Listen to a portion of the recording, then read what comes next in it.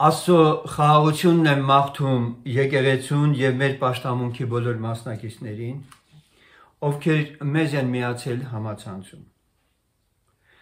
Ժամանակ առ ժամանակ հիշեցնում եմ, որ բացի ապաշխարության եւ նորադարձների համար հնչող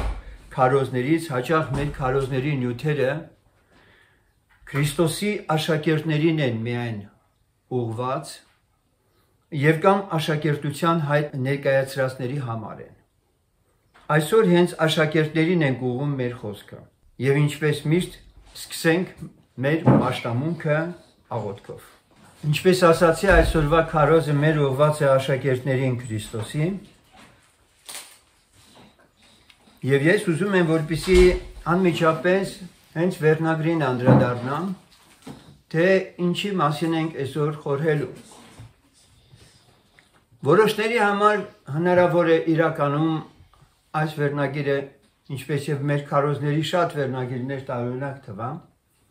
բայց սա անհրաժեշտություն է եւ սրա մասին պիտի խոսել։ Որբացած հավատացյալներ, այս ամենը լսելուց հետո ինչ որ պիտի լսենք, նրանք ովքեր որ այս վիճակի մեջ չեն գտնվում, նրանք կարող են ցնծալ եւ ուրախանալ, որ բոլորովին էլ որբացած չեն իրենք, հայր ունեն, որի հետ իրենք մշտապես հաղորդեն։ Փառք Տիրոջը սրա համար։ Սկզբից ուզում եմ ընթերցել Հովանու ավետարանի 14-րդ գլխից հատվածներ։ Փիլիպոսը նրան ասեց. «Տեր, հայրը ցույց տուր մեզ, եւ բավական է մեզ»։ Հիսուսը նրան ասեց. «Այսքան ժամանակ ձեզ հետ եմ, եւ ինչ չճանաչեցիր, Փիլիպոս։ Ինձ տեսնողը հորը տեսավ, եւ դու ինչպես ես ասում, հայրը ցույց տուր մեզ։ Չես հավատում, որ ես հոր մեջ եմ, եւ հայրն ինձանում է։ Այն բանը, որ ես խոսում եմ ձեզ հետ, իմ անձից է չեմ խոսում, բայց հայրը, որ ինձանում բնակած է, նա է գործում այդ գործերը։ Որովհետեւ ես իմ հոր մոտ եմ գնում, եւ ես հորը կաղաչեմ եւ ուրիշ մխիթարիչ կտա ձեզ, որ մնա ձեզ հետ հավիտյան, ճշմարտության հոգին, որին աշխարհքս կարող չէ ընդունել, որ չէ տեսնում նրան եւ ոչ էլ ճանաչում նրան, բայց դուք նրան ճանաչում եք, որովհետեւ ձեզ մոտ է մնում եւ ձեզ հետ կլինի։ Ձեզ որբ չեմ թողնիլ, կգամ ձեզ մոտ։ Մի փոքր ժամանակ է եւ աշխարհքս էլ չի տեսնել ինձ, բայց դուք կտեսնեք ինձ, որովհետեւ ես կենդանի եմ եւ դուք կենդանի կլինիք։ Այն օրը դուք կճանաչեք, որ ես հոր մեջ եմ եւ դուք ինձանում եւ ես ձեզանում։ Ով որ իմ պատվիրանքներն ունի եւ նրանց պահում է, նա է ինձ սիրողը եւ ինձ սիրողն իմ հորիցը կսիրվի եւ ես կսիրեմ նրան եւ ինձ կհայտնեմ նրան։ Եկեք նորից հերթականությամբ այս տողերի վրայով գնանք եւ փորձենք հասկանալ, թե ինչ ճշմարտություններ կան այստեղ բացահայտված։ Տեր Հիսուսը խոսում էր այն մասին, որ ինքը գնալու է։ Աշակերտները անհանգստացան, որովհետեւ Հիսուսի հետ լավ էր։ Եվ երբ որ Հիսուսը հաճախակի էր խոսում հոր մասին եւ իր երկնքից եկած լինելու մասին, Փիլիպոսը նրան ասեց. «Տեր, հայրը ցույց տուր մեզ, եւ բավական է մեզ»։ Հիսուսի պատասխանը մարդկային շնչավոր բանականությանը բոլորովին էլ հասանելի չէ, հասկանալի չէ։ Տեր Հիսուսը նախ ասում է, որ այսքան ժամանակ ձեզ հետ եմ, եւ ինչ չճանաչեցիր, Փիլիպոս։ Նա ասում է հայրը ցույց տուր, Հիսուսն ասում է այսքան ժամանակ ձեզ հետ եմ, ինչ չես ճանաչում։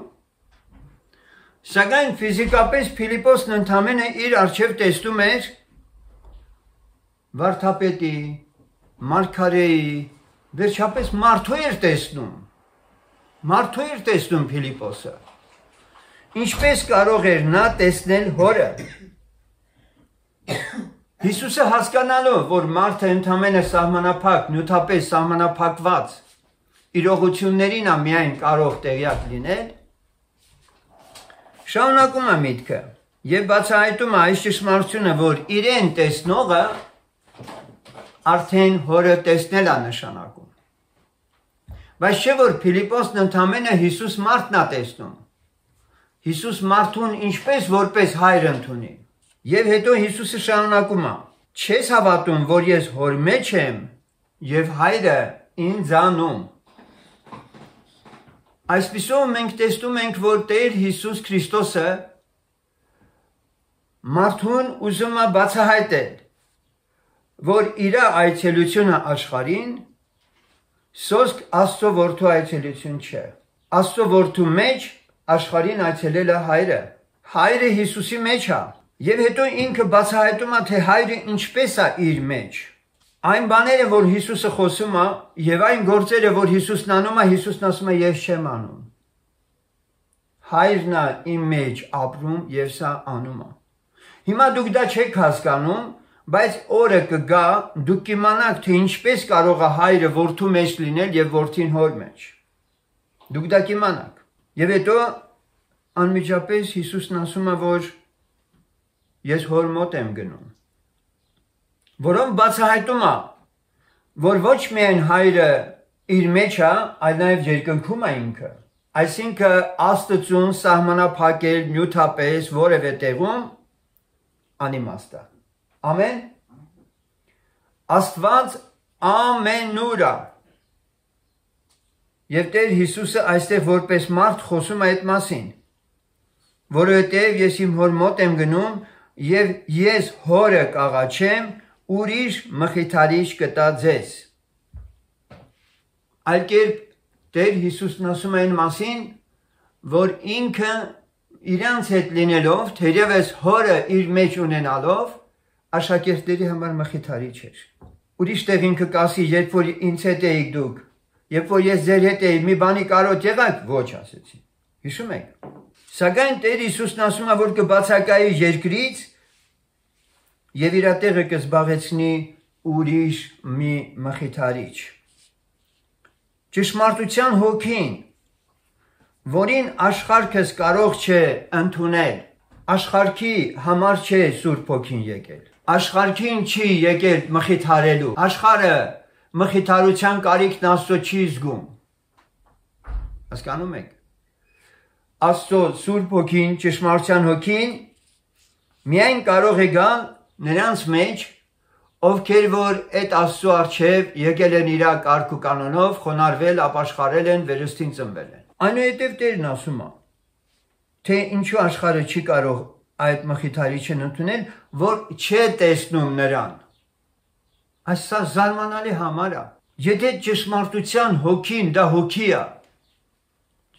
է, նրան որ հնարավոր չի տեսնել, եւ աշխարհը դա չի տեսնում։ Ինչպես է Տերը ասում են մասին, որ աշխարհքս չի կարող ընդունել, որովհետև չի կարող տեսնել այդ հոգու։ Միթե այստեղ չի թաքնված ուրիշ ճշմարտություն, որը մենք այսօր պիտի բացահայտենք մեր համար։ Ճշմարտության հոգին, որը գտնվում էր Հիսուս Քրիստոսի մեջ, եւ նրա գործն ու խոսքը աշխարհը բանի տեղ չդրեց։ Հետևաբար մարդիկ Հիսուս Քրիստոսի մեջ այդ հոգին չտեսան։ Ճշմարտության հոգին Հիսուսի մեջ գործում էր, որովհետև ինքը ասում էր ես եմ ճանապարհը, ճշմարտությունը եւ կյանքը։ Բայց դուք նրան ճանաչում եք։ Ինչ չափով են ճանաչում, որ ինքը իրապես Աստվածանից է եկել, ճշմարտությունն է խոսում, որովհետև ձեզ մոտ է մնում եւ ձեզ հետ կլինի։ Այլ կերպ ասած Հիսուսը խոսում է իր մասին։ Եվ հիմա տեսեք ինչ է ասում. ձեզ որբ չեմ թողի, կգամ ձեզ մոտ։ Ձեզ որբ չեմ թողի, կգամ ձեզ մոտ։ Տեր Հիսուսը երկրի վրայից վերանալու ժամանակ, երբ որ այս արտահայտություններն անում է, վկայում է մի փաստի մասին, որ իր բացակայության ժամանակ աշակերտները որբ կմնան ինչ որ էտապում։ իրենք որբ կմնան։ Բայց ինքը չի թողնել այդ որբության մեջ։ Հիշենք, որ 40 օր երկրի վրա պտտելուց հետո, հարությունից հետո, Տեր Հիսուսը համբարձվեց եւ ասեց նստեք Երուսաղեմում, մինչեւ վերեն զորություն առնեք։ Մինչեւ վերևից Սուրբ Հոգու գալը այդ 10 օրվա մեջ, համարյա թե աշակերտները մի տեսակ որբության այն զգացողության մեջ գտնվեցին, որովհետեւ Տեր Հիսուսը իրանց հետ չէր, չունեին մխիթարվելու ոչինչ, անորոշության մեջ սպասում էին, չգիտեին էլ ինչ լինելու։ Եվ Տեր Հիսուսը պարզ մի ճշմարտություն ասեց, որ իր բացակայությունը մարդու համար որբություն է։ Սիրելիներ, մենք ընդհանրապես աշխարհի օրինակով գիտենք ովքեր են որբ համարվում։ Եթե ծնողներից մեկը չկա, ասում են միակողմանի ծնողազուրկ, ճիշտ է։ Բայց եթե երկու ծնողները չկան, այդ անձը արդեն որբ է համարվում։ Սկզբում ուզում եմ, որպեսզի մենք մի հատ ուշադրություն դարձնենք որբերի մի քանի վիճակների այդպես այդ վիճակների մեջ հայտնվելուն։ Ինչ որ մեկը որբ է, քանի որ մայրը նրան ծնելուց հետո լքել է որդուն։ Եվ թեպետ հայրն էլ կա, մայրն էլ կա, սակայն որդին անտեղյակ է նրանցից։ Կան, չէ՞ այդպիսիները, ծննդատանը երեխան թողում են ու գնում են, այդ երեխան մեծանում է մանկատանը, թե որտեղ չգիտեմ, ու տեղյակ չի իր ծնողներն ովքեր են եղել։ Նա հասակ է առնում կամ որբանոցում կամ մանկատանում։ Երկրորդ, ինչ որ մեկի ծնողները մահացել են եւ սա որբացել է մանուկ հասակից։ Այդպիսի վիճակներ կան աշխարհում, չէ՞։ Երրորդ վիճակ։ Որդին ունի եւ հայր, եւ մայր, սակայն լքել է երկուսին, հեռացել հայրական տանից եւ մի տեսակ որբացրել է ինքն իրեն։ Միտքես հասկացաք, չէ՞։ Այսպիսի երեխաներ էլ կան, որոնք չեն ուզում այլևս ծնողների հետ ապրեն, դեռ պատանի հասակից կամ չգիտեմ ինչ հասակից, լքում են հայրական տունը ու իրենց են որբացնում։ Սա ձեզ չի հիշեցնում անառակ որդու առակը, բայց մենք ճշմարտության դեմ չմեղանչելու համար պիտի ասենք մի կարևոր բան էլ, որ յուրաքանչյուր մարդ իր ապրած կյանքի ինչ որ մի տարիքում որբանում է, այդպես է թե չէ։ Ինչ որ մի տարիքում յուրաքանչյուր մարդ միևնույն է զրկվում է ծնողներից, ինչպես շատերիս ծնողներն այլևս չկան։ Շարունակելով խոսքս ուզում եմ հատկապես երրորդ վիճակին անդրադառնալ, երբ անձնավորությունը որոշում է ինքն իրեն որբացնել։ Այո, կարող ենք ասել, որ անառակ որդին իրավամբ ինչ որ մի պահի որոշեց հոր ներկայությունից հեռու ապրել եւ որբության կյանքը նախընտրեց։ Բայց ի տարբերություն երկրավոր կյանքի այս որբության վիճակներին, Տեր Հիսուսն ասում է, որ հորը չունեցողն է որբ։ Այսինքն երկրորդ մասը չկա, միայն հոր ներկայություն։ Եվ այսօր քրիստոնյաներից շատ պիտի հետաքրքրի այս խնդիրը, որպես որդիներ, որ մենք Աստծո որդիներ ենք կոչվել արդեն, իշխանություն ենք ստացել Աստծո որդիներ կոչվելու։ Մեր երկնային հոր հետ ինչպիսի հարաբերության մեջ ենք։ Ես իմ նախաբանն եմ դեռ ներկայացնում ձեզ, եւ այստեղ առիթից օգտվելով իմ ունկնդիրներին եմ հատկապես դիմում։ Բոլոր նրանց, որոնց մի ժամանակ մենք ճանաչել ենք եկեղեցում որպես մեր կողքին եղող եղբայր եւ քույր։ Եվ բոլորս ուրախացել ենք, որ ունենք երկնային հայր։ Սակայն ցավոք այսօր նրանց հետ չենք կամ նրանք մեր հետ չեն։ Շատերը հաճախ իրենց հովիվներին հորտեղ են ընդունում եւ իրապես Պողոս առաքյալը դա ասում է, որ եկեղեցու առաջնորդները կարող են նաեւ հայր լինել։ Սակայն մի կար ժամանակ չանցած ինչ-ինչ շարժառիթներով լքում են այդ անձիկ եկեղեցիները եւ թափառում այլևալ տեղերում հրճակելով իրենց համար միակ հովիվը Տեր Հիսուսը։ Մոռանալով, որ հենց այդ Տեր Հիսուսն էր, որ իրան բերեց այդ եկեղեցի եւ հաստատեց, որտեղ պիտի լիներ ինքը։ Սեներ, այսպիսի հոգիները հաճախ բողոքում են, որ մի հատ մեզանով չեն էլ հետաքրքրվում, մի հատ չեն էլ գրում, մեր հետևից չեն էլ գալիս։ Պիտի ասեմ ձեզ, որ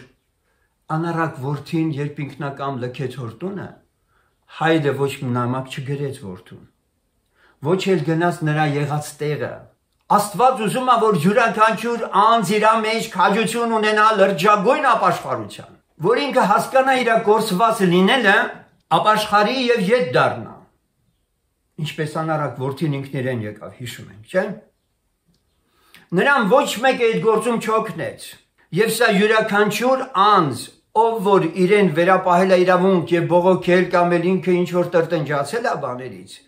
եւ այսօր հերվում է գտնում, թող հիշի ինքնա կամ ինքնա թողել գնացել։ Իսկ եթե նրան վշտացրել են, իսկ եթե նրան ինչ որ իրավամբ ճիշտ չեն վարվել իր հետ, բայց ինքը նախընտրել ավելի հարմար տեղ աճելու, Աստված օրհնի իրան։ Եթե Աստված իրան այդտեղից ինքնա դուրս բերել եւ տարել մի միջավայր, որտեղ ինքը նոր եղբայրներ եւ քույրեր ունի։ Ես դրա դեմ ոչինչ չունեմ ասել։ Կարող են լինել այդպիսի բաներ։ Հիմա սերներ, այնուամենայնիվ եկեք հիմա մեր նյութին անդրադառնանք, խոսենք այլ որբության մասին, եւ այս վերջինի վրա ես ուզում եմ ուշադրություն հրավիրել բոլորիս։ Եկեղեցում են, հովիվներ ունեն, բայց հորից չեն սովորում եւ հորից ապտակներ չեն ստանում։ Կարող են եկեղեցում լինել որբեր այդպես։ Իրենց հոգեբանորեն այդպես կղզիացրել են։ Կղզիացրել են իրենց։ Իրենց շուրջը պատել են ամուր պարիսպներով, ոչ մեկին թույլ չեն տալիս ներս մտնել, բայց գտնում են եկեղեցում։ Առաջի Կորինթացիս 4:14-ում գրված է. Ոչ թե ձեզ ամաչեցնելով եմ այս գրում, այլ ինչպես իմ սիրելի որդիներին խրատում եմ։ Առաքյալն ասում է բաներ, որից այդ անձիկ կարող էին ամաչել իրոք։ Բայց ասում է իմ սիրելի որդիների պես ձեզ խրատում եմ, որովհետև Տերը իրան սիրածին խրատում է, նա ծեծում է ամեն որդի, որ ընդունում է։ Եբրայեցիս 12:6։ Ուրեմն ինչ է գրված, Տերը իրան սիրածին խրատում է։ Այսօր մարդիկ ուզում են ապացուցել, թե ինչքան են իրենք շատ սիրում Աստծուն, այո, Աստված էլ է սիրում քեզ։ Բայց այդ սերը հենց այնպես սեր չի, որ դու միշտ մտածես, որ հայրը քեզ մի շոկոլադ կարող է տալ։ Մեկ էլ ապտակներ կտան։ Եվ Եբրայեցիս 12:7 շարունակում է, եթե խրատին համբերեք, Աստված ձեզ հետ ինչպես որդկանց հետ կվարվի։ Որովհետև որ որդին է, որ հայրը նրան չի խրատում։ Իսկ եթե որդին հրաժարվում է հոր խրատից, ինքը ուզում ասել, որ այլևս հայր չունի եւ ինքը որբության զգացողություն պիտի ունենա դրանից հետո։ Եբրայեցիս 12:8-ում շարունակում է առաքյալը. բայց եթե առանց խրատի եք, որին ամենը մասնակից եղան, ուրեմն խորթ եք եւ ոչ որդիկ։ Սերներ, չի բացառվում, որ ինչ-ինչ հարցեր որդին այսօր որոշակիորեն լավ տիրապետի։ Հայրը ոչ այնքան, այս կյանքի եւ այն է վերաբերում։ Բայց հատկապես, երբ որ մենք հոգեվոր ընտանիքների մասին ենք խոսում, ապա մենք մի բան պիտի հիշենք, որ այդ հոգեվոր կյանքը երեխաների, որդիների համար նոր ասկսում, նրանք ճանապարհ պիտի անցնեն եւ կարեւոր է փորձ ունեցող ծնողներից որոշակի բաներ սովորեն եւ խրատվեն։ Ուրեմն եթե այս ամենը, որ մենք խոսեցինք, նաեւ ասացինք, որ եկեղեցու առաջնորդը հովի հոր կարգավիճակում կարող է լինել, բոլորովին նպատակ չունեմ, որ գերազանցապես եկեղեցու հովին հնազանդելու միայն կոչ անեմ ձեզ։ Իմ կոչն է մի քիչ ավելի խորը նայենք, մեր երկնային հորը պիտի նայենք այսօր։ Թե ծնողները հոգևոր եւ թե իրանց զավակները, այնուամենայնիվ նրանց բոլորի հայրը մեկ է։ Ամեն։ Եվ նրանք պիտի խրատվեն, սովորեն, երկրի վրա ցանկացած մարդ պիտի խրատվի, սովորի, իր տարիքի համաձայն, իր կարգավիճակում, ճիշտ այնպես, ինչպես որ օրինակները բերեցինք։ Հայրը սիրում է իր եկեղեցու բոլոր զավակներին։ Հաջորդիվ ուրեմն պիտի մենք խոսենք իրական հոր եւ որդու հարաբերությունների մասին։ Երբ ես ասում եմ իրական հոր եւ որդու հարաբերությունների մասին, ես նկատի ունեմ վերստին ծնված մեր անձերը, որ մենք վերստին ծնվել ենք եւ ճանաչել ենք մեր երկնային հորը, սա առավելագույնս ենք համարում մենք։ Եվ մենք ուզում ենք ավելի խորը հասկանանք, թե այդ Աստված, որ մեր հայրն է կոչվում, արդյոք ինչքան է թույլ տալիս մենք իր հետ շփվենք ու հաղորդակցվենք։ Երկրորդ Կորինթացից 6:18-ում կարդում ենք։ Նախ 17-ում գրված է. Նրա համար նրանց միջիցը դուրս գնացեք, բաժանվեցեք, ասում է Տերը, երբ պիղծ բաների մի դիպչիկ, եւ ես կընդունեմ ձեզ, եւ ես ձեզ հայր կլինեմ, եւ դուք ինձ որդիներ եւ աղջիկներ կլինիք, ասում է ամենակարող Տերը։ Հիմա եթե ես մի կողմից դավանում եմ, որ ես հայր ունեմ, հայր մերել ասում եմ, աղոթում եմ, բայց ես պիղծ բաներից հրաժարված չեմ, նրանց միջից դուրս եկած չեմ, եւ աշխարհում եմ, եւ եկեղեցում եմ, եւ կանչում եմ Աստծուն, եւ նույնիսկ եթե ջրով էլ մկրտվել եմ, Սուրբ Հոգով էլ մկրտվել, միթե սրանք բավարար են, որ ես հայր անվանելով, իսկապես նա իմ հայրը լինի, ես էլ իր որդին։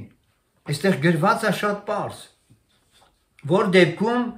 նա մեր հայրը կլինի։ Իրական, պրակտիկ կյանքի է մեզ կոչ անում հայրը, որպեսզի երևանք որպես նրա իրոք ցանկալի որդիները։ Հովանոց 14-ի մեջ նորից ես ուզում եմ մի քանի համարների վրա մենք ուշադրություն դարձնենք եւ անդրադառնանք այս գաղափարին, թե ինչու մենք որբացած հավատացյալներ չենք։ Որովհետև ասացինք, որ այո, հավատացյալներն Աստծո զավակներ են, վերստին ծնվել են, բայց եթե հորից խրատը, հորից սովորելը, ինչպես Հիսուսն ասում է, եթե հորից սովորել են, կգան ինձի։ Եթե նրա հետ այդ հաղորդակցության անձնական կյանքի պրակտիկ վկայությունները իրանց կյանքում բացակայում են, ինչու այդ անձիկ չեն անհանգստանում։ Սա գրված է, սա ես չեմ ասում։ Ճիշտ է։ Հիմա Հիսուսն ասեց կգամ։ Ինչպես ինքը եկավ։ Ինքը եկավ Սուրբ Հոգով դարձյալ աշակերտների մեջ այս անգամ եւ այդ հոգին սկսեց իր աշխատանքը տանել։ Դա ճշմարտության հոգին է, դա Աստծո հոգին է, եկել է որպեսզի քեզ այս երկրի վրա մենակ չթողի, քո հետ քայլի, քեզ հետ շփվի, քեզ հետ հաղորդակցվի, ինչպես գրված է, նրանցում կբնակվեմ, նրանց հետ կգնամ, կքայլեմ, կգործեմ,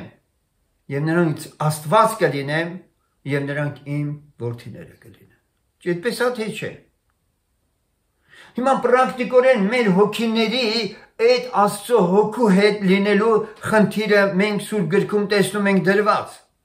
Քիչ հետո ես օրինակները կբերեմ, եւ սրանք մեր համար են գրված։ Մեր համար փափագելի են սրանք թե ոչ։ Ուրեմն 16-րդ գլխի 13-ում նույն Հովանո ավետարանի մենք կարդում ենք. Բայց երբ որ նա ճշմարտության հոգին կգա, նա կառաջնորդե ձեզ ամեն ճշմարտության մեջ, որովհետև իր անձիցը չի խոսիլ, այլ ինչ որ կլսեք խոսի, եւ գալու բաները կպատմե ձեզ, նա ինչ կփառավոր է, որովհետև իմիցը կառնե եւ կպատմե ձեզ։ Իմիցը կառնե կպատմե ձեզ, Սուրբ Հոգին։ Սա նշանակեց, որ Պենտեկոստեի օրը, երբ Սուրբ Հոգին եկավ աշակերտների մեջ, Տեր Հիսուսը ինքը կրկին Աստծո հոգու ներկայությամբ եկավ աշակերտների մեջ, քիչ հետո մենք կլսենք առաքյալն ասում է, շատերը կարծում եք, թե բողոքում եք, ասում եք, չէ, Պողոսը սովորական ընդամենը փիլիսոփա մարդ է, հա ինչ անենք ճարտար խոսում է։ Ո՞ս իրենն է, ոչ։ Պողոսն ասում է, որ ձեզանից շատերը հպարտացել են, ձեզանից շատերը մտածում են, կարծում են, քիչ հետո այդ համարներն էլ կընթերցենք, թե իբրև Քրիստոսը մեզանից, մեր միջից չի խոսում, բայց ասում է, մենք ընթերցենք հիմա, ուրեմն երկրորդ Կորինթացից 13-րդ գլուխ, առաքյալը շատ պարզ ասում, որ Սուրբ Հոգով ինքն անձամբ Տեր Հիսուսն է, որ մարդու մեջ է ապրում։ 13:1-ից Այս երրորդ անգամն է, որ ձեզ մոտ եմ գալու, 2 եւ 3 վկաների բերանից ամեն բան կհաստատվի։ Առաջուց ասեցի եւ առաջ էլ ասում եմ, իբր մոտ լինող երկրորդ անգամ։ Եվ հիմա հերվանց գրում եմ այն առաջուց մեղ գործածներին եւ ամեն ուրիշներին, որ եթե դարձյալ գամ չեմ խնայել։ Քանի որ դուք ապացույց եք որոնում, թե Քրիստոսն ինձանով խոսում է։ Պատկերացնում եք։ Առաքյալը պրակտիկ կյանքում իր սա արձանագրել է, որ Աստծո հոգին իր մեջ է, Քրիստոս իր մեջ է եւ իրանով խոսում է։ Սա ոնց է ձեր համար։ Բայց տեսեք, սա մենակ ինքը չի գնում, որ ինքը առավելագույնն է, բացառիկ է եւ միայն իրան էր տրված այդ շնորհքը։ Տեսեք ինչ է շարունակում։ Նա որ ձեր միջումը տկար չէ, այլ զորավոր է ձեզանում։ Օ սիրելիներ, տեսեք ինչ է բացահայտված այստեղ։ Առաքյալին հասկանալի է դարձել, որ Քրիստոս իր միջոցով խոսում է, իր միջով խոսում է, եւ Սուրբ Հոգին, որ եկել է, այն օրը իմացել է, որ Հայրը Հիսուսի մեջ է, Հիսուսը Հոր մեջ է, առաքյալը սա իմացել է։ Եվ ասում է, մենակ ես ինչի իմանամ, ախր դուք էլ իմացեք սա, որ դուք Սուրբ Հոգով եք մկրտվել, նա տկար չէ, զորավոր է, հետևաբար, ինչպես Քրիստոսի միջից է խոսում, ձեր միջից էլ պիտի խոսի։ Ոսեն է, սա ճշմարտություն է, թե չէ, սա գրված է, թե չէ։ Առաքյալի համար սա պարադոքս է, որ մարդիկ չեն տիրապետում, Սուրբ Հոգով ինչքան միլիոնավոր, հազարավոր մարդիկ կան, որ մկրտված են, բայց ես ճշմարտությանը տեղյակ չեմ։ Հիմա եթե Հիսուսն ասեց, ես գնում եմ, ձեզ որբ չեմ թողնի, իր բացակայության ժամանակ աշակերտները որբացած վիճակում էին մինչև Սուրբ Հոգու գալը։ Սուրբ Հոգին գալուց հետո այսօր Աստված հռչակում է, որ քո մեջ է եկել Սուրբ Հոգին եւ դու որբ չես, որովհետև Հոր ձայնը լսել է, Հոր ձայնը ինքը զանազանել է, Քրիստոս իր միջից խոսում է։ Այո, ցնծա փառք Աստծուն, դու որբ չես, բայց որբ ես, եթե սրանք չունես։ Ադե ինչու շատերը որբացած հավատացյալներ են, եւ ես այդպես եմ կոչում իրենց։ Աստծո խոսքը ինձ հիմք է տալիս դա ասելու։ Մեկը կարող է ինձ ասել, կամ եղբայր, Աստված էլ որբ է Աստվածն է, բան չունեմ ասելու։ Բան չունեմ, դու քեզ որբի տեղ դիր, մի լսի Աստծո ձայնը, մի առաջնորդվիր երբեք։ Բայց ես չեմ ուզում որբի կարգավիճակում գնալ երկինք։ Ես ուզում եմ որդու կարգավիճակում գնալ երկինք։ Ամեն։ Հասկանում եք սիրելիներ։ Առաքյալը տեսնում է, որ իր հասցեին ինչեր են խոսում։ Քավլիցի, Փարտիրոջի մասի ոչ լավ, ոչ վատ բաներ չեմ լսում։ Իմ համար կարևոր էլ չի, լավ կամ վատը, խնդիրը սա չի։ Հանկարծ մեկը չմտածի, որ ես ասում եմ իբրև թե մեր անձերին ինչ որ մեկեր է խոսում։ Բացարձակ չի դա։ Առաքյալն այստեղ ասում է մի պարզ ճշմարտություն։ Դուք ապացույց եք որոնում, թե Քրիստոս ինձանով խոսում է։ Ինչ որ մարդիկ այդ եկեղեցիներում, որտեղ ինքը Պողոս առաքյալը հատկապես Կորինթոսում եկել խառնել էին ժողովրդին, Տերը ինձ ասեց, անընդհատ մեկեն արեն, Պողոսը չունի այդպիսի սովորություն։ Մենք քիչ հետո կկարդանք, թե Պողոսը ոնց է վկայում, թե ինչպես է Տերը խոսել իր հետ։ Եվ դրա համար, քանի որ շրջանառության մեջ է դրվել այդ մշակույթը, ասում են, բա Պողոսն ինչի՞ չի մի օր կանգնում ասում, Տերը ինձ սենց ասեց, Տերը ինձ այս սրանց միջոցով ասում է, բայց իր միջոցով ինչի՞ չի տենց ասում ինքը։ Եվ առաքյալն ասում է, ախր դուք ապացույց եք որոնում, եւ այդ ապացույցները ես հիմա ուզում եմ Գործք առաքելոցից ներկայացնել ցաներ։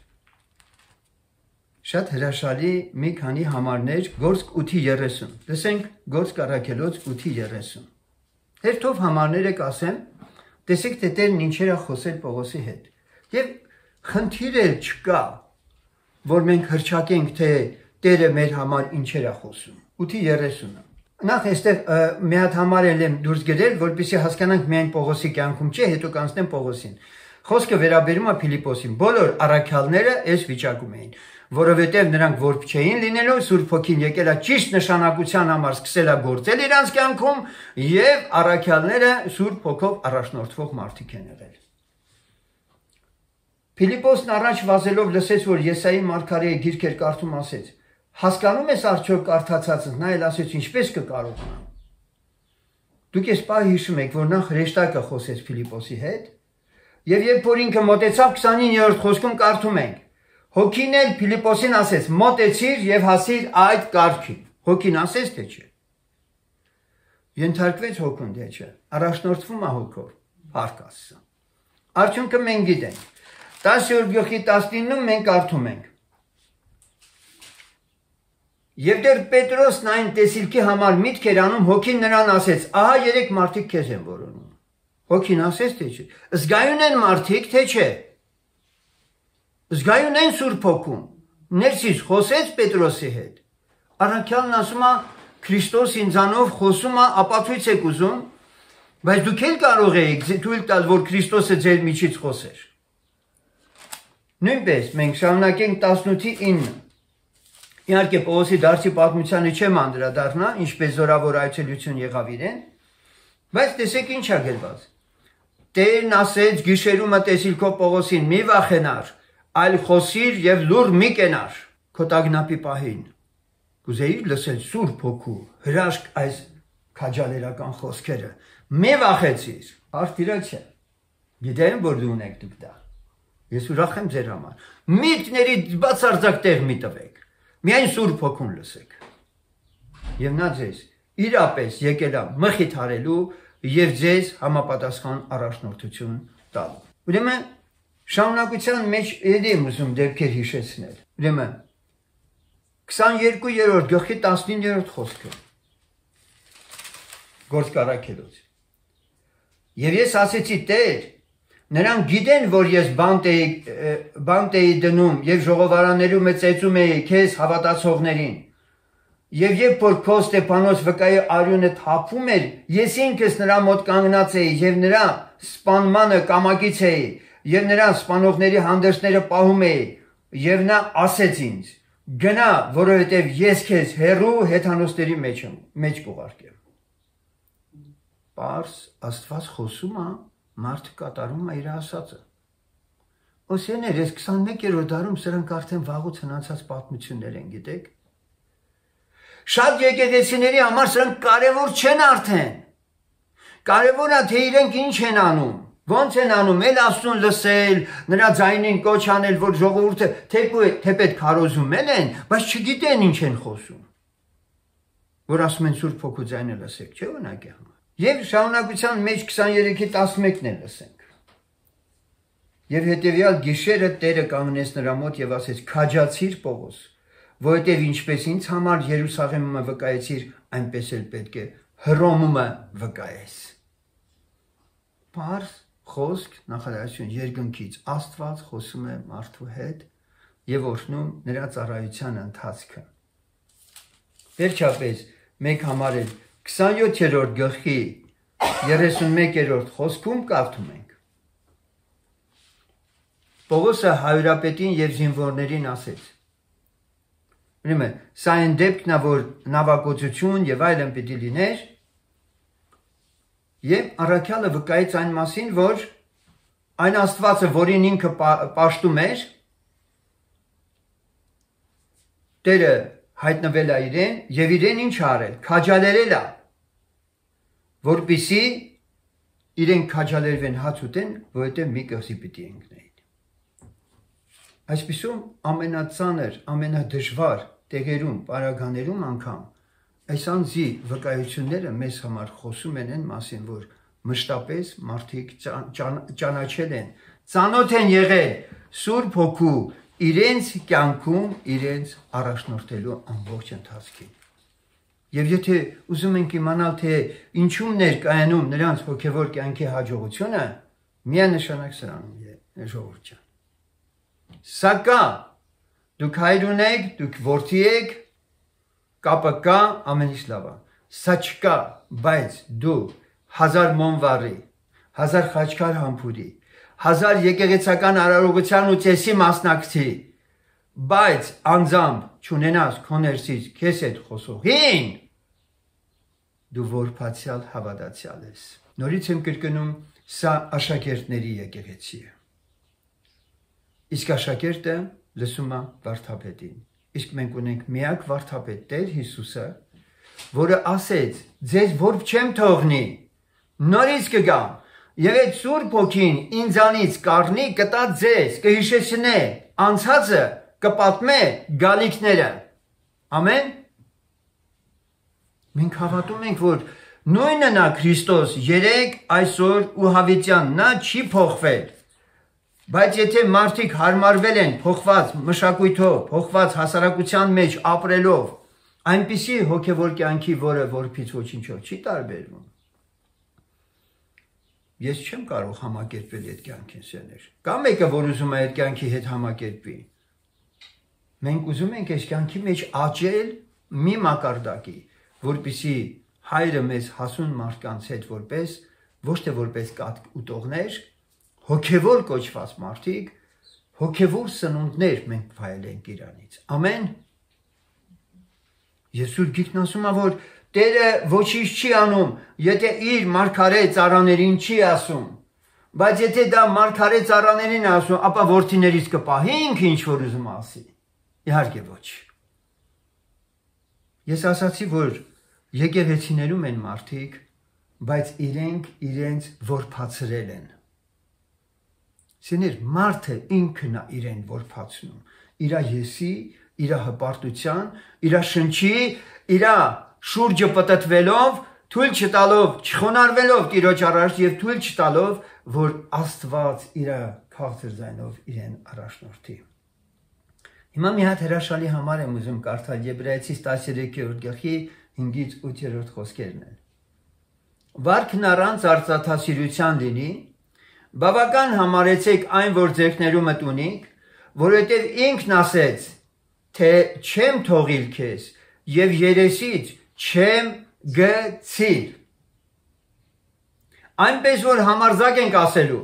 Տերն է իմ օգնականը, ես չեմ վախենալ, ինչ կանե ինձ մարդ։ Գիտեք այս համարները,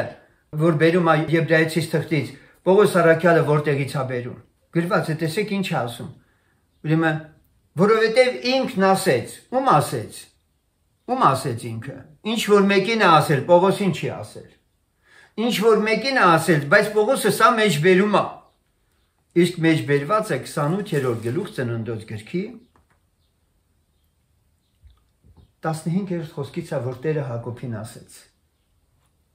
Եվ ահա ես քեզ հետ եմ, եւ ամեն տեղ ուր որ գնաս քեզ կպահեմ, եւ քեզ այս երկիրը կդարձնեմ, որովհետեւ քեզ չեմ թողնիլ, մինչեւ որ կատարեմ այն, ինչ որ քեզ ասել եմ։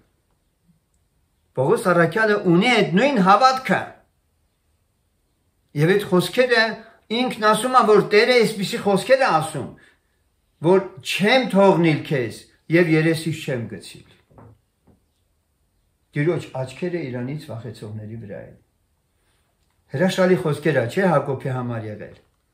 Դուք պատկերացրեք հանկարծ դուք այսպիսի իսկ ես ունեմ այդ հայտնությունը։